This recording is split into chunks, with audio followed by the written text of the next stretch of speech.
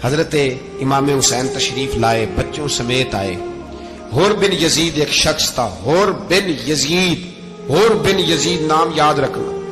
حر بن یزید ایک مختصر سا لشکر لے کے اس نے امام حسین کو ایک جگہ پہ روکا، پھر دوسری جگہ پہ روکا، بالآخر تیسری جگہ پہ روکا تو امام حسین نے فرمایا جگہ کون سی ہے؟ کہا حضور کرب و بلا۔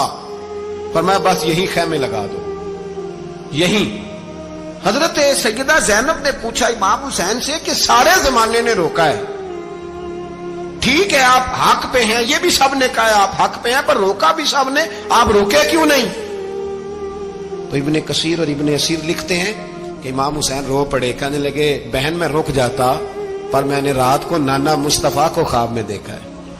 تو حضور نے فرمایا حسین اگر آج یہ رواج پڑ گیا نا یزید جیسے لوگوں کا تو قیامت تک پڑا رہے گا، پھر لوگ کہیں گے کوئی نکلا نہیں تھا تو ہمیں بھی نکلنا، پھر لوگ ظالموں کے سامنے گردنیں جھکانے کے عادی ہو جائے۔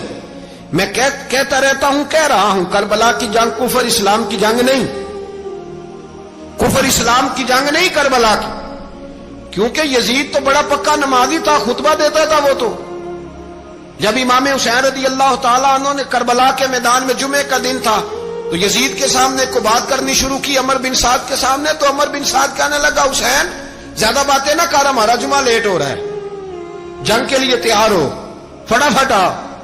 اہل بیت نبوت کو قتل کریں گے اور قتل کے بعد پھر نماز پڑھیں گے اور پھر کہیں گے اللہم صلی علی محمد وعلی آل محمد، اسی نماز میں پھر درود بھی پڑھیں گے۔ یہ کیسا مرتبہ ہے، کیسا انداز ہے، دوستی قاتل سے بھی مقتول سے یارانہ بھی۔ حر بن یزید امام حسین سے کہنے لگا مجھے حکم ہے آپ کو روکنے کا، آپ آگے نہیں جا سکتے۔ امام صاحب نے فرمایا وجہ؟ زمین اللہ کی ہے۔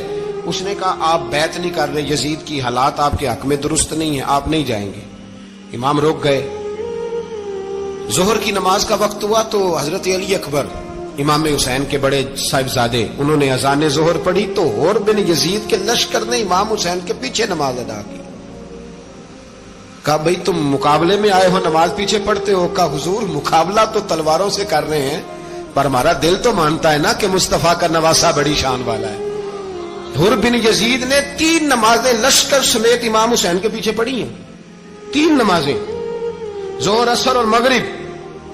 پھر امام حسین کے سامنے شرائط پیش کی کہ آپ کو یہاں گھیر لیا گیا ہے، یہاں آپ بیعت کریں گے، یہاں جنگ کریں گے، 2 ہی باتیں۔ امام حسین نے فرمایا نہیں بھائی بیعت تو میں نہیں کرتا، اس کے علاوہ تم جو کہتے ہو میں کرنے کو تیار ہوں۔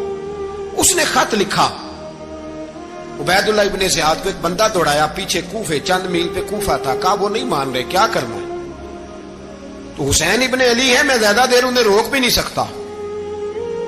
انہوں نے پیغام دیا حر بن یزید کو کہ کرنا کچھ بھی نہیں، ان کا پانی بند کر دو، بلیک میل کرو، کھانا پانی نہیں ملے گا، چھوٹے چھوٹے بچے ہیں، خود ہی مان جائیں گے۔